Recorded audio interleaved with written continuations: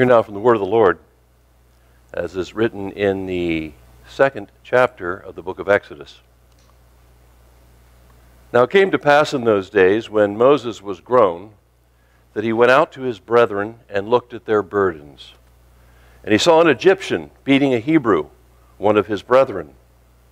So he looked this way and that, and when he saw no one, he killed the Egyptian and hid him in the sand. And when he went out the second day, behold, 2 Hebrew men were fighting. And he said to one who did the wrong, "Why are you striking your companion?" Then he said, "Who made you a prince and a judge over us? Do you intend to kill me as you killed the Egyptian?" So Moses feared and said, "Surely this thing is known." When Pharaoh heard of this matter, he sought to kill Moses. But Moses fled from the face of Pharaoh and dwelt in the land of Midian, and he sat down by a well. Amen. Second lesson is from the Gospel of Luke. This is a portion of chapter 6. And he spoke a parable to them. Can the blind lead the blind? Will not they both fall into the ditch? A disciple is not above his teacher, but everyone who is perfectly trained will be like his teacher. And why do you look at the speck in your brother's eye, but do not perceive the plank in your own eye? Or how can you say to your brother, "Brother, let me remove the speck that is in your eye," when you yourself do not see the plank that is in your own eye? Hypocrite, first remove the plank from your own eye, and then you will see clearly to remove the speck in your brother's eye. Our third lesson is a series of numbers about conscience that come from the work Heavenly Secrets, or Arcana Celestia. This is number 9113 through 19. Conscience in a member of the church is formed by the truths of faith received from the Word, or from religious teachings drawn from the Word, according to the acceptance of them in his heart. For when a person has a knowledge of the truths of faith and understands them in his own particular way, and then wills and does them, conscience takes shape in him. Acceptance in the heart is acceptance in the will, for a person's will is what is called the heart. So it is that when people who have conscience speak, they speak from the heart. They also have an undivided mind, since they act in accordance with what they believe to be true and good. Indeed, in accordance with what they understand to be so. Consequently, those who are more enlightened than others in the truths of faith, and whose perception is clearer, can be endowed with a more perfect conscience than those who are less enlightened and whose perception is dim. The people with conscience are those who have received a new will from the Lord. That will itself is their conscience. Therefore, acting contrary to conscience is acting contrary to their new will. And since the good of charity composes the new will, it also composes the conscience. Since conscience is formed by the truths of faith, as stated above, even as the new will and charity are formed by them, it also follows that acting contrary to the truths of faith is acting contrary to conscience. Since faith and charity that come from the Lord compose a person's spiritual life, it also follows that acting contrary to conscience is acting contrary to that life. Now, since acting contrary to conscience is acting contrary to the new will, contrary to charity, and contrary to the truths of faith, consequently contrary to the life that comes to a person from the Lord, it is evident that a person feels calm and at peace, experiencing inner bliss when he acts according to conscience, but uneasy, indeed anguished, when he acts contrary to conscience. This feeling of anguish is what is called the pangs of conscience. Human conscience involves a sense of what is good or a sense of what is right. A sense of what is good is conscience as it exists with the internal man, while a sense of what is right is conscience as it exists with the external man. The sense of what is good consists in being moved by an inward affection to act in accordance with what faith prescribes, whereas the sense of what is right consists in being moved by an outward affection to act in accordance with civil and moral laws. Those having a sense of what is good have as well a sense of what is right. But those having merely a sense of what is right possess the ability to acquire the sense of what is good, and do also acquire it after instruction. Amen. Before, this topic for today's sermon is the doctrine about conscience. And for a text, we're reading from Luke 6, where it says, "Why do you look at the speck in your brother's eye, but do not perceive the plank in your own eye? Or how can you say to your brother, 'Brother, let me remove the speck that's in your eye,' when you yourself do not see the plank that is in your own eye? Hypocrite, first remove the plank from your own eye, and then you will see clearly to remove the speck that is in your brother's eye." Conscience is something uniquely human. All adults have it in some form or another. Little children don't really have conscience, but like animals, simply act according to their nature. They follow their will without considering the consequences of their behavior. But as children grow and learn obedience first. That is, they learn that if they do something forbidden, they'll be punished. And so they refrain from doing it again from fear. It's the love of self that forms the basis of this very first obedience. As children continue to gather information about the world around them and the way people react to their behavior, they come more and more into the ability to judge whether or not to do something and make that judgment for themselves. In this way, they learn to distinguish between actions that are right or wrong in the context of their own life and situation. But that's not yet conscience. This is illustrated by the fact that Moses, in our reading from Exodus, was able to make a judgment between a Hebrew and an Egyptian who were fighting. That is a representation of a situation where right and wrong are clearly apparent. But he was not able to make a judgment when two Hebrews were fighting, because they were people, it was a gray area. It was two people with a similar balance. It wasn't clear to him who was right and who was wrong. Such a decision about the gray areas of right and wrong cannot be made without an adult conscience. And the people of the most ancient church in its purity did not really have conscience because they didn't need it. Because when people were first created in the earliest days, the will part of their mind was connected right from birth to the understanding or truth part. And so when they could will nothing but good, and they understood nothing but truth. They were free to do anything they wanted to do because they only wanted to do heavenly things. Theirs was the same freedom that the angels have. They enjoyed immediate revelation from the Lord and perceived a general knowledge of what is good and true, which they confirmed by their observations from the world. When they heard something, they immediately perceived its truth, received it into their will, and began to live according to it. Now, the Lord foresaw that the human race could not continue in the character of the most ancient church, because with their will being completely united to their understanding, once a little bit of selfishness, a little bit of laziness introduced, they couldn't separate it out. They couldn't do something that they didn't want to do because they knew it was right, which we can do. He saw that this would become faith in doctrine by itself, and such a faith without a life of charity would mean universal damnation. However, the Lord provided the will and the understanding to be separated in such a way that through faith, that is, through teachings from the Word, people could receive charity from the Lord.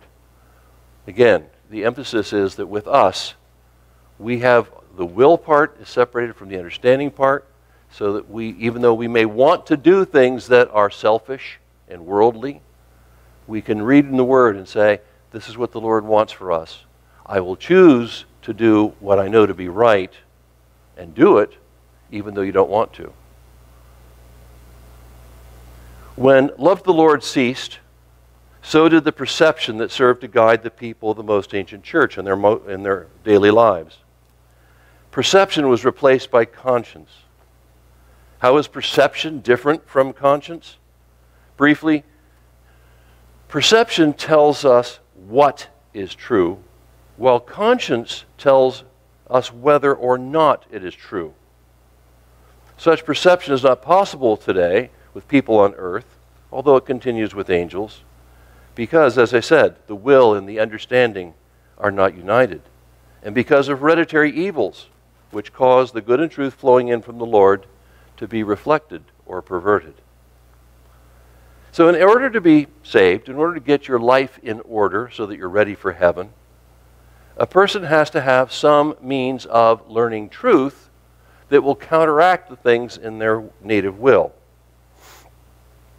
Now that hereditary evil and the separation of the will and the understanding are just simple facts of life for us. The Lord has provided conscience as the means by which we can all be saved. The means by which a person can bring your will under the control of those things that you know to be true, whether you like them or not. Conscience is formed by the Lord from the truths that a person learns from teachers and parents while a child, and from the truths from the Word that he seeks out for himself as an adult. The degree to which he applies these truths to his life determines how the Lord will be able to build a conscience in him and what kind of conscience it will be.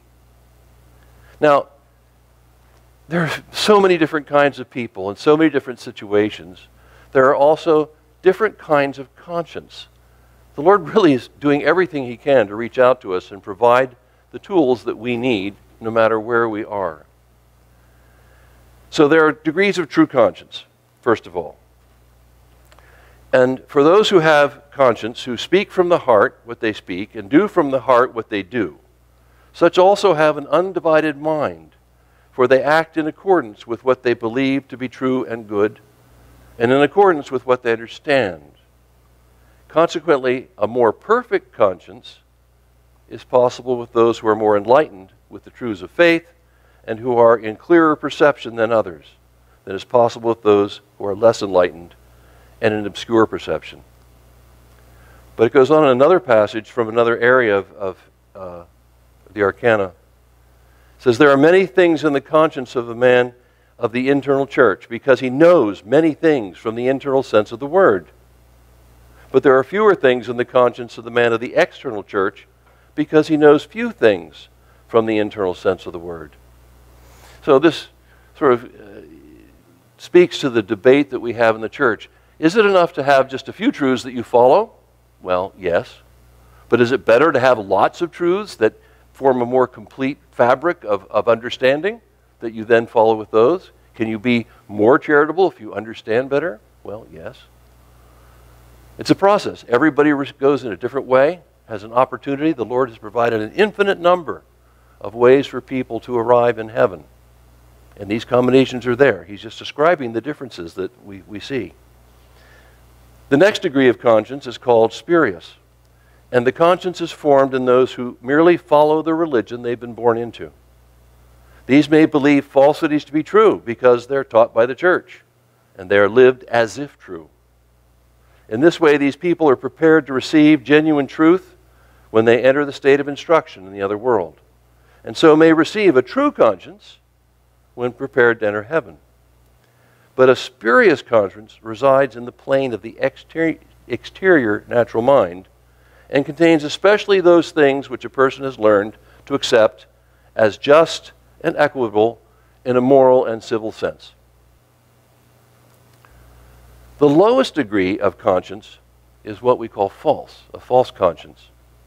And so it's not really a conscience at all, for a false conscience only regards what is good for the sake of self.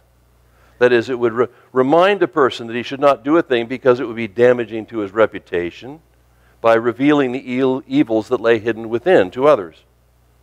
This false conscience is formed in the outer plane of a person's mind, but it's formed there by the Lord for the sake of preservation of order in human society. For it does serve to prevent people from committing overt acts of violence and evil, but it does not serve for their eternal salvation. For as said above, this kind of person regards himself first in all his actions and thoughts. So you can have a person who is outwardly behaving in a very orderly and moral way, being held in that way because of the fear of loss of reputation, honor, and gain, but yet in that person's heart they're led by the loves of self. The Lord governs all of us by means of these 3 degrees or planes of conscience. The person who is regenerated by the Lord has an internal or true conscience. The one who is not yet regenerated, but to whom regeneration remains possible, is ruled by external or spurious conscience, while all others are ruled by the outermost or false conscience. Now, thinking again back to the most ancient church where the will and the understanding were united, when it fell, one of the things that the Lord did to make salvation possible was to separate the will and the understanding so that a corrupt will would not necessarily pervert the understanding. And at that time, it was provided that a new will could be made according to the wisdom in his understanding.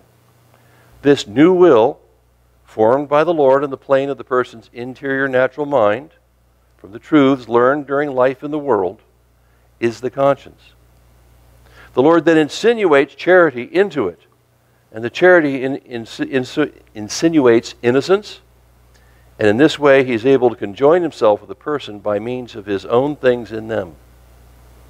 It's a very important doctrine, remember, that the Lord wants to be conjoined with us, but because of his divinity and our natural origins, he can't be conjoined with our physical body, but he can, through instruction and through the Word and through our living a life of charity, we can get divine things in us, like innocence and truth from the Word.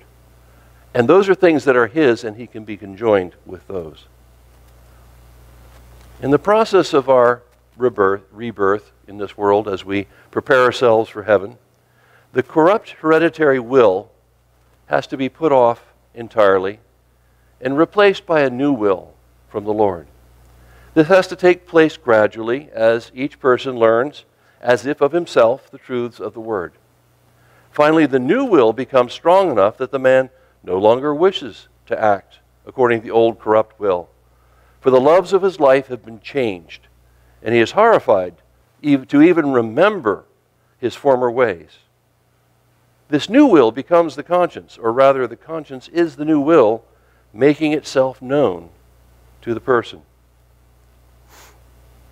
Now, thinking back to what time of the year it is, each year the changing seasons and their holidays can serve as natural milestones to remind us of many important spiritual things. 6 weeks ago, we were celebrating the beginning of a new year. And one of the things that people do that falls instantly to mind is New Year's resolutions. It was a time of year when people were thinking about making a fresh start and examine their lives and resolving to do better in the new year. Now, it's true that really one day is just like any other, but there's something about putting a fresh calendar up or buying a new diary that invites us to think about the year that has just passed and encourages us to decide to make certain changes in our natural and spiritual lives with the beginning of a new year. These holidays are powerful reminders of important spiritual things. They help us turn our attention away from the demands of daily life to thoughts of eternal things. The Lord wants us to make new beginnings. He wants us to take the time to examine the course of our past lives and decide to improve the way we conduct our lives on the basis of the things that we have learned during the year. But the hells hate it when we turn away from them, and they use every devious trick they have to turn us back to the old habits, the old ways, the unhappy, unsuccessful routines that we have locked ourselves into. For as sure as flies breed in garbage, hellish loves breed in our states of discontent. Holidays The root word is holy day. These things should turn our thoughts to the Lord, but the hells find ways to distract us at every turn. Turn our attention to material possessions at Christmas time and cause us to make New Year's resolutions into a joke. How long did it take? The comedians will say on the 3rd of January, well, have you broken any of your resolutions yet? It's like it's just assumed that you make resolutions and then you break them. It's the hells that cause us to laugh at how quickly people may break their resolutions. Or what is the same thing, until they fail in their attempt to amend their life and fall back into former states of evil, thus confirming them. The reality is we have to recognize and realize that such backsliding is particularly delightful to the hells. For when we see an evil in ourselves and recognizing that it's a sin against God and shun it, the Lord is helping us remove that hellish influence from our lives. But if we waver, if we fall back, we have created an attitude in our own minds that we're too weak to defeat this evil, even with the Lord's help. Even if we try again, we have the memory of the previous failure to shake our confidence, to make our job that much harder. Eventually, if our resolve is broken a sufficient number of times, we may give up even trying to amend our lives and give ourselves over to hell. And in a nutshell, that's really the history of the Jewish people, is it, when you think about it. They cross in over the Jordan River, and they knocked, with the Lord's help, the Jericho just collapses. But when they try and do it themselves, they're defeated. And immediately, oh my gosh, we can't possibly live here. The refusal when they send the spies into the land. Oh no, there are giants there, we can't do it. And they end up spending 40 years in the wilderness. Over and over again, you see examples of them being asked to behave, and then they fall back right to the prophecy of Jeremiah today, where we're talking about how after the tribes of Israel have been carried away, he's prophesying to Judah, you don't want this to happen to you too? And yet they're taken away by Babylon. This falling back, constantly falling back. These stories are there as a warning to us. For this reason, it's important to realize that the tradition of making a New Year's resolution is important to our spiritual lives and should not be made into a joke or some kind of contest to see who will give in first. For it reminds us to take the time to examine our lives, to find the faults there, and then with the Lord's help, remove them. We are told in the heavenly doctrines, if we do this only once or twice a year, it's sufficient to put us on the path to heaven. Such resolutions should not be taken lightly, for they can become the means to eternal spiritual life in heaven. At the same time, we have to realize that to joke about another person's resolutions, to tease them, to try and tempt them to break their resolve, is actually to do the work of the hells. We really need to listen to our conscience, to turn away from some of the things that our conscience warns us about, to spend some time looking to the state of our lives instead of being so quick to judge the states of others. As our text suggests, it's our conscience that helps us turn our attention inward so that we can see the plank in our own eye and remove it before we give our neighbor the benefit of our opinion about the conduct of their life. Let us remember to take these new beginnings as the valuable spiritual acts they are, to support our friends and family in their efforts to change their lives for the better. Let us further take this as an opportunity to listen to the voice of our conscience, really God's presence with us, and take time to make a spiritual inventory, to carefully examine the interiors of our hearts so that we can see one or two of the many planks in our own eyes, and try to avoid being so interested in the specks in the eyes of our friends and fellows in the church. Let us begin the new year by taking stock, by asking the Lord for forgiveness and beginning anew. Let's do this not only as individuals, but as a church society. As the new year unfolds, as winter fades and leads ever so slowly into the spring that we're so much looking forward to, let's resolve to go forward together in charity, to work towards the establishment of the Lord's new church on earth, forgiving the offenses of the past, looking forward to new uses with renewed energy. As the Lord taught us in the book of Revelation, Behold, I make all things new. Amen.